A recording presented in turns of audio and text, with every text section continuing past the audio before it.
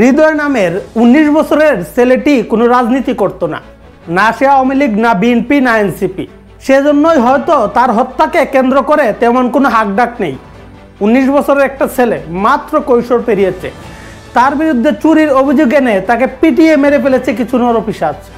যদিও পরে তারা অভিযোগ করে যে হৃদয় ঊর্ধ্বতন কর্মকর্তার আদেশ মেনে কাজ করেনি, সেজন্য সেখানকার সিকিউরিটি গার্ড বেল্লালের নেতৃত্বে আরও কিছু কর্মী মিলে রাতভর পিটিয়ে হত্যা করে হৃদয়কে।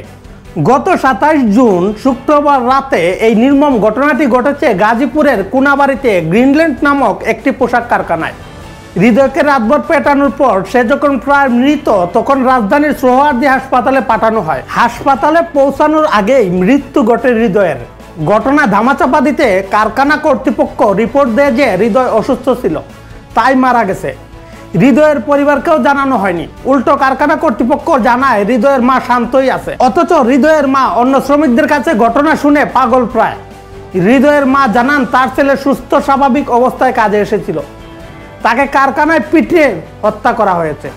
পরবর্তীতে হৃদয়ের ভাই বাদী হয়ে একটি হত্যা মামলা করেন, যার থ্রুতে পুলিশ সিসিটিভি ফুটেজ চেক করে মূল হোতা বেল্লাল সহ এখন পর্যন্ত ৩ জনকে গ্রেফতার করতে সক্ষম হয়েছে। শ্রমিক হৃদয়ের সাথে ঘটে যাওয়া এই নির্মম ঘটনা যে কোনো স্বাভাবিক মানুষের হৃদয়ে রক্তক্ষরণ ঘটাবে।